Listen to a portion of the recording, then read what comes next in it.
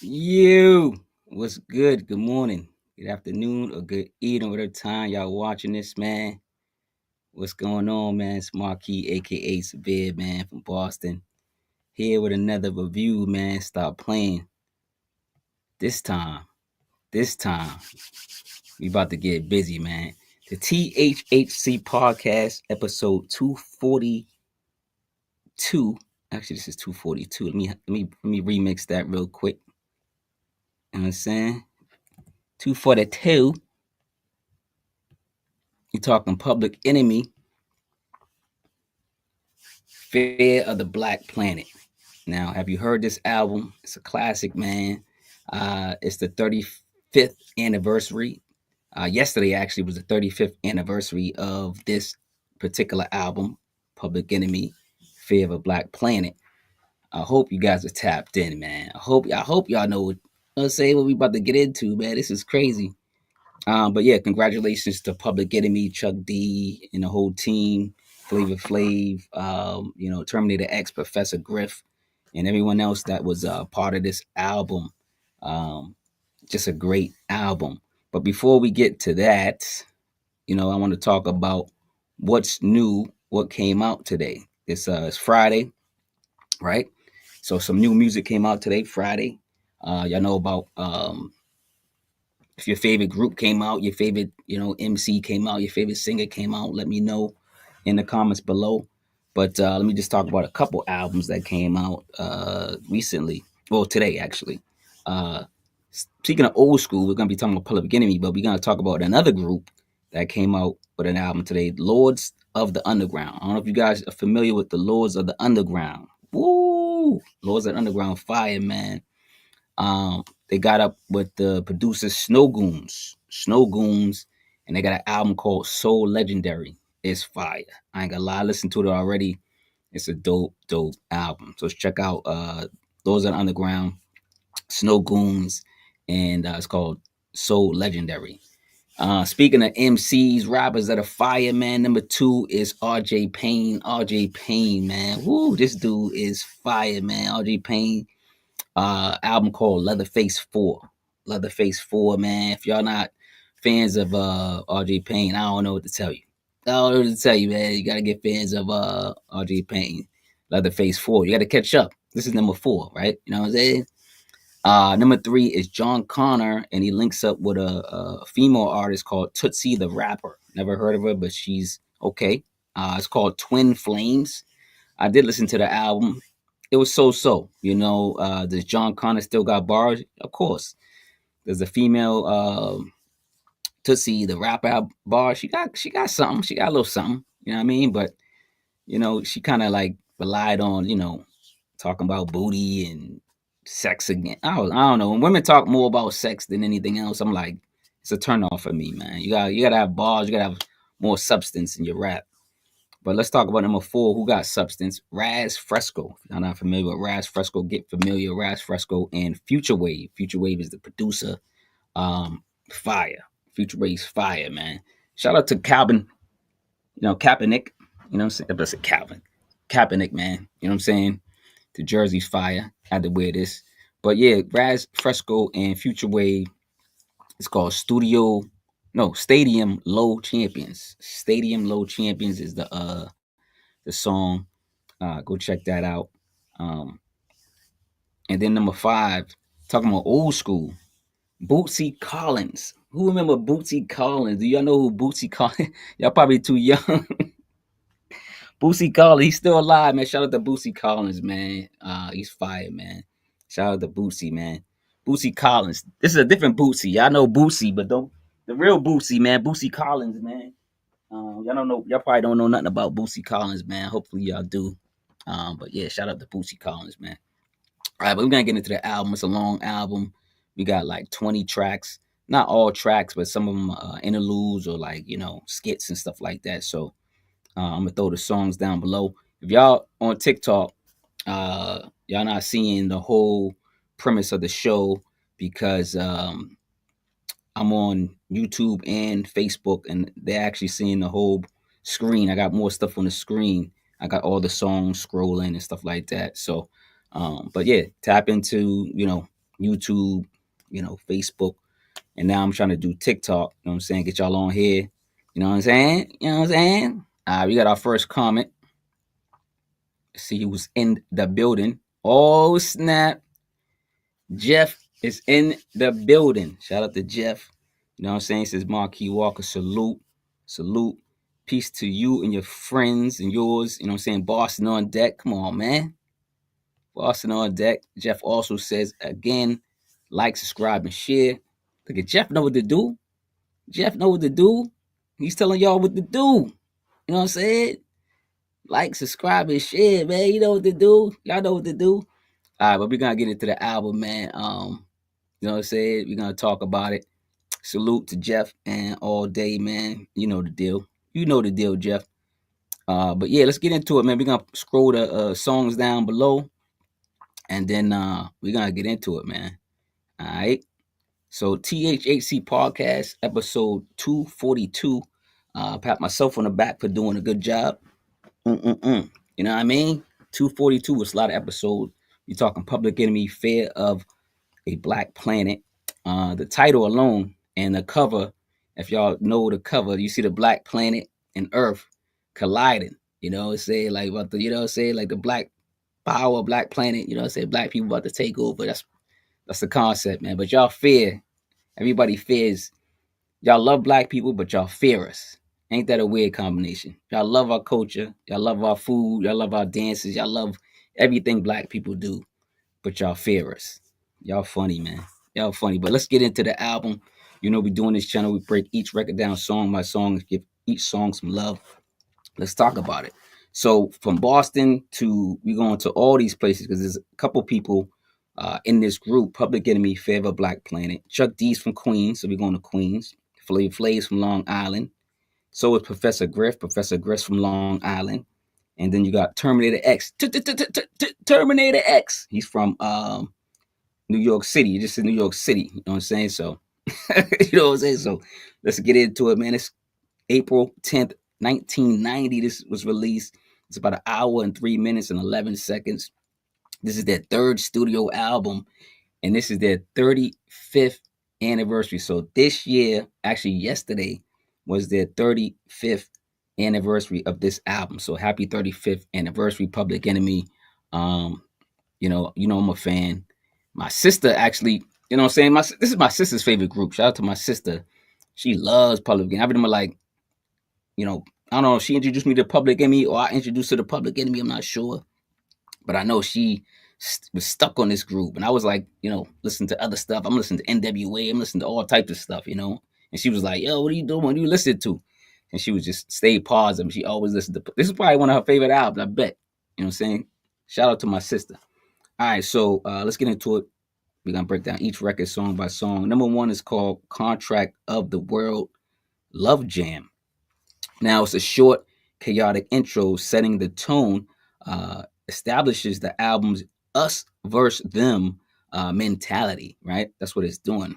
Number two is just the intro. So number two, this is when records used to be like 5 minutes long, 4 minutes long. Like we had longer attention spans. Y'all kids doing 1 minute songs. Listen, I heard an album the other day. I ain't gonna say who. She had 7 tracks. It was a female. She had 7 tracks, and the album was only 7 minutes. Each song was a minute. I'm like, yo, what? This is an album? It was considered an album because it was 7 records. I was so, and it was rap, and I was like, ugh. I was so mad. I'm like, 7 records, each a minute, and it's an album. I'm like, y'all attention spans are too low, man. These are songs with like 5 minutes, man. So Brother's Gonna Work It Out, man. It set the tone of the album. Calls for black unity with a funk heavy beat. The black man and women are gods. We just want to announce that. Black women and black men are gods. And so are you. Whoever you are, you're a god too. We're all molecules of each other. I don't know if you guys know this. We're all molecules of each other. You know what I'm saying? So get into your science. You know what I'm saying? But shout out to Terminator X. Terminator X, man, was scratching all over this album, doing his thing throughout. It's a 5-minute track that is full of energy and personality. You know what I'm saying? You got Chuck D just aggressively ripping the mic, man. You know what I mean? You know what I'm saying? Ripping these white people's butt cheeks open. Pause. Pause. All right, let's go to number 3. 911 is a joke, man. You got to think about it. Flavor Flav back then was he's probably the greatest hype man. Is Flavor Flav the greatest hype man ever? That's the first question. No, that's the second question. The first question is this album a classic? Fear of a Black Planet, Public Enemy, and then is Flavor Flav? The second question is Flavor Flav the best hype man to ever live so far? Like this Vinny from Naughty by Nature. There's other people y'all can name in the chat. But 911 is a joke was the third record. This criticizes slow emergency response in black neighborhoods, right? Flavor Flav's darkly take on racism for the blue uniforms. Song still reflects today. 911 still is a joke. Not all. Um, there are some good cops out there. There's some good cops. There's some good blues. You know what I'm saying? But 911, man, y'all still a joke, man. I can still play this record, man, and get away with it because it's a lot of it's true. You know what I'm saying? So this album is relevant today. You know what I'm saying? So let's talk about it. Number 4 is Incident at 66.6 FM. This is like, when I'm gonna be at radio stations. I think there's still radio stations, but back in the day, radio stations were more prominent, right? This is a fake radio broadcast, though, painting black people as a threat. It's how they fueled racism. Like in the radio, they fueled racism through the radio and television, right? They did it. They still do it through TV. They still do it through cable. They still do it through the radio, and now through social media, right? They do a lot of the secret messages and brain staining and brainwashing through social media. So try to dilute yourself from social media when you can. That's just something I do. Number 5 is Welcome to the Terrordome. Oh my God. Chuck D's fiery lyrical assault on systematic oppression. Chuck D's fiery lyrical assault on systemic oppression, right? Record was misinterpreted as anti-Semitic due to certain lines which Chuck D clarified were about betrayal, not bigotry. All right. Number 6 is Meet the G That Killed Me, featuring Francis Cress Welsing. If you guys got any questions, put them in the chat. Stop playing. Put them in the chat. Number 6 is it's an interlude. It's a fake PSA suggesting AIDS was created to kill black people. You know what I'm saying? Reflects black nationalist distrust of the medical industry. Black people don't trust a lot of stuff. They don't trust the medical industry. They don't trust, and this rights behind it. We should not trust everything. The government, the administration currently now is destroying the world. They're not just destroying and setting back black people. They're setting back, poor people, middle class. The rich are getting richer. That stock thing that Trump pulled was, he should be in jail for that. Martha Stewart went to jail. Martha Stewart went to jail, right? Martha Stewart went to jail for, messing with the stock market. You know what I mean? She did her time. Trump and his people should do the same thing. They on X, on Twitter and then X, telling people when to buy stock, telling people when to get the stock out. Yo, that's crazy, man. Let's get back to the album. This album was fully produced by the Bomb Squad. Shout out to the Bomb Squad. You know what I'm saying? Bomb Squad, had some heat. They had heat, man. Production with layered samples, aggressive beats, and radio and media snippets, reinforcing themes of propaganda and misinformation. That's what we had here. Number 7 is Pollywanacraka. These titles are crazy. Pollywanacraka is the title, right? The title plays on Pollywanacraka, marking performative allyship. It's the common tale of jungle fever. It's the common tale of jungle fever for all the wrong reasons, right? Let's go to number 8, Anti-Nigger Machine. Machine, right? I'm trying not to say the N word. I'm trying not to swear. So I'm trying to keep that down. Number 8, Anti-N-Word Machine. Industrial beats symbolize the machine, right? Unquote, the machine grinding black people down, right? Prisons, media, social media, politics. They all examples of institutional racism. So like I said again, prisons, media, politics are all examples of institutional racism. I want to get that clear. Make sure y'all hear that. Uh, Speaking of a powerful record, let's go to number 9. Is Burn Hollywood Burn featuring Big Daddy Kane and Ice Cube. Big Daddy Kane and Ice Cube. Powerful record that blasts Hollywood's racism. This is about Hollywood's racism, man. And it's still racism in Hollywood, not just for black people, but everybody. I was just watching, was it Aziz Ansari? What's his name? The guy that was on the Daily Show. He had some of his Indian people on his show, and they was talking about how they are typecast. Blacks were typecast as pimps, thugs, hoes, and Indians were like all terrorists, right? So Hollywood still racist, man. I'm telling you, man, it's just bad race. But it's getting better, right? Because we're starting to own our own things. You see Tyler Perry with a studio. You see, 50 Cent with a studio. Cat Williams with a studio, right? So we're starting to get, people in power, people with money, and we can create our own movies and own, our own history, right? Number, you know what I want to? I didn't finish talking about Burn Hollywood Burn. It's a powerful record that blasts Hollywood's racism, attacks white-controlled media's portrayal of black people. They sampled James Brown like he was going out of style. Like on this whole record, James Brown sampled. Let's say that. Uh, you know, Big Daddy Kane was already on this track, kicking fire.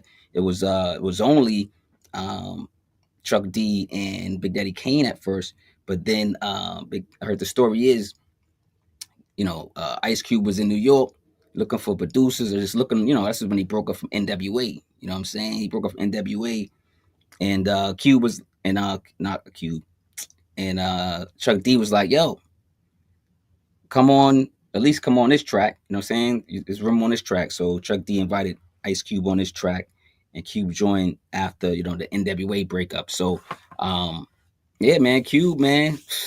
Then after that, uh the Bomb Squad, the producers of this album, the Bomb Squad produced Ice Cube's first project after that. You know what I'm saying? So yeah, man. We got another comment from Jeff. Look how they treating Jonathan Majors. See, I'm telling you. See what I'm saying? Look how they treating Jonathan Majors. See, I'm telling you, man.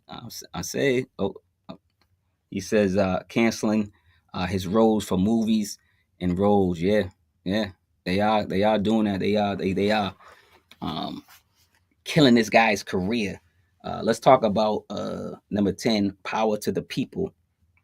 It's a revolutionary call to arms, a rally cry for black liberation, a faster track, but with a clear message. It's kind of like a black anthem record. Like this whole album is like a black anthem record. Like you can play this at, marches. You can, play this at rallies. This is one of those albums that you're going to have your fist up in the air, chanting and making sure you get your point across because they got their point across. Number 11 is Who Stole the Soul? Record symbolizes culture theft and exploitation. America has been stealing the black soul since existence. Themes remain relevant in discussion on race, media, and police brutality. Um, we're gonna talk more about the album. It's a landmark album. This is a landmark album. It's a classic album. Like I said, it's the 35th anniversary of this year. Uh, it's celebrated for its militant political messaging, innovative production, and unapologetic Black empowerment themes. A direct response to systemic racism, media bias, and cultural oppression. All right. Y'all still with me? This ain't no fun album. This ain't no fun album. It's gonna be an album that's gonna, it's all about power to the people. This album's gonna, revolutionize you when you listen to it. You know what I'm saying? Speaking of revolution, number 13, or actually number 12, is "Fear of a Black Planet," which is the title track. This addresses white fear of black cultural dominance. Right? Just look at the album cover. You can. It's just. It speaks on this record. White anxiety over black empowerment. Right? White people fear black people. Period. With the T. White people fear black people. Period. With the T. I'm gonna say it again. Yeah, they do. Number 13 is Revolutionary Generation, a fear. Actually, this is a rare feminist anthem in hip hop at the time. This is back in what, 1990. There wasn't a lot of people, celebrating the black woman and stuff like that. And Chuck D and Public Enemy did so with this record. It's a protect the black woman record type of record, right? It's actually a record to respond to black family in general. Get your black family, or get your family, straightened out. Feed the family, feed your family, right? First, it's a black revolutionary record. Number 14, let's get into 14. Can't Do Nothing for You, Man. This is another record from Flavor Flav. Yo, remember Flavor Flav's dance? He used to do all this dancing, all this. Flav used to be, he used to get it, man. Flav, man. He's still like one of the best hype men, or best people, period, man. Everybody loves Flavor Flav, man. So Can't Do Nothing for You, Man. His second single on this. Flav's comedic yet sharp take on self-reliance, right? Flav can't do nothing for his corny friends and family. This record is fun with a message that's needed. Like, this is one of those songs, man. I can't do nothing for you, man. You get hyped up, man, and it's kind of like meaningful to you. It's just saying take care of yourself first, and before you take care of others. It's saying that a lot of people around you, got their hand out, right? They got their hand out. They do. A lot of people be having their hand out. Sometimes you got to say no, man. No, you can say no. You can say no. You're allowed to say no, right? I'm just saying nice people are allowed to say no. Um, Number 15 is Reggie Jax. Sorry, Reggie Jax. It's a satire of black athletes exploited by white institutions. It's known that this song is actually a freestyle. Actually, Chuck D freestyled this record. That's pretty fire. Like, back then, artists would freestyle, and that was something a lot of rappers can't do now. A lot of your favorite rappers can't freestyle. I ain't gonna lie. A lot of your name your favorite rapper. Name your favorite rapper in a comment. I'll tell them if they know how to free. I'll tell you if they know how to freestyle. I'm telling you. So Chuck D freestyled this joint, and it made the album. Like, he had that much talent. Number 16 is Leave This Off Your Effing Charts. I'm not trying not to swear, but Leave This Off Your Effing Charts is the name of the song. PE refuses to conform to commercial expectations. Track gives Terminator X room to get busy on the turntables. This is when they used to give the DJ some. Used to always give the DJ a record. Like Eric B and Rakim. Eric B used to get some. He used to have like 2 or 3 songs on the album just scratching, and they was dope records. So they giving Terminator X some, and he got his own song, and he's just scratching. He's doing his thing. So bow down to one of the greatest to speak with his hands, and that's what they used to say. He spoke with his hands because he wasn't speaking on the mic. He's speaking with his hands. He's chugit. Shout out to Terminator X, man. On the wheels of steel, they used to call them the wheels of steel. Some of the turntables. So let me just talk about the album again, because this is a fantastic album. This is a great album. It's a classic album. It's a revolutionary album. The key themes and lyrics honor anti-racism and black empowerment. Media criticism, black identity and unity, and conspiracy and paranoia. Say that twice. Let's talk about number 17. B-side wins again. Now, remember we had the A side, the B side. I showed y'all tapes back in it. Let me give you another tape. Let me see. Right, here we go. Used to have tapes, kids. Remember tapes? Used to have an A side and a B side, or one side and a 2 side. This is Wu-Tang. Wu-Tang Clan, you know what I'm saying, classic album. I reviewed this I reviewed this album, so y'all go check that out too. But yeah, so B side wins again. And so if y'all wondering what he's talking about, B side, he's talking about we had tapes, we had tapes back then. So celebrates underground hip hop rap over mainstream fluff. Feels like a rap rock jam. This is this got the, you know what I'm saying, this is head bashing type music, right? Somewhat of a mosh pit dance record. Like this is like you hear this in a club and you'd be like headbanging or something like that. This is, you know, this would go to that type of club. Yeah, 18 is War at 33 and 1/3. You know, starts with a clip from Louis Farrakhan. Time, I took a quote. I usually don't try to take rhymes from people, but you know, I want y'all to listen now. But this album is 35 years old, so yeah, I'm pretty sure if you heard it, you know what's going on. You know, Chuck D says, "Time to smack Uncle Sam, who don't give a damn. Look at the flag. My blood's a flood without credit. Black and close to the edit." Woo! Yo, man, y'all better get into this album, man. If y'all haven't heard this album, I don't know what to tell y'all. Happy 35th anniversary to Public Enemy again. Number 19. Before I get into this, like, subscribe, share the video, man. Get the merch. You know what I'm saying? This ain't the merch, but my merch is in the description. Get the books. This is one of my books. Surveyors Chronicles, Surveyors Classics. Y'all check that out. Check out the books. Check out the merch. And go listen to the music, man. I'm an executive producer. I do music. I work with artists and producers all the time. I have my own record label. So come to Death Row. Nah, it's not Death Row. Come to Severely Yours LLC. That's what the label is called. But number 19 actually is Final Count of the Conclusion Between Us and the Dam. Now this is one of the longest titles ever heard in a rap song, but Final Count of the Conclusion Between Us and the Dam. That's a long title, but long title and short setup uh, for one of PE's greatest and iconic songs, "Fight the Power." So this is what people did back in the days. They kind of set up the record. They set up the record for you know, other records, right? Let's talk about one of their greatest records, if not their greatest record, "Fight the Power." You know, the anthem of resistance, blending revolutionary rhetoric with an unstoppable beat. Originally just for the Spike Lee classic movie, "Do the Right Thing." You know, song is still relevant. You got to turn this record up. You got to turn this record up, man. And shout out to Radio Raheem, RIP to Radio Raheem, right? You know, one of the most popular lines on this song was, "Elvis was a hero to none. Elvis was the hero to none. Elvis was the hero to most, but he never meant to me. You see, straight out racist. That sucker was simple and plain." And then Flavor Flav comes in and goes, "Mother F him and John Wayne." Come on, man.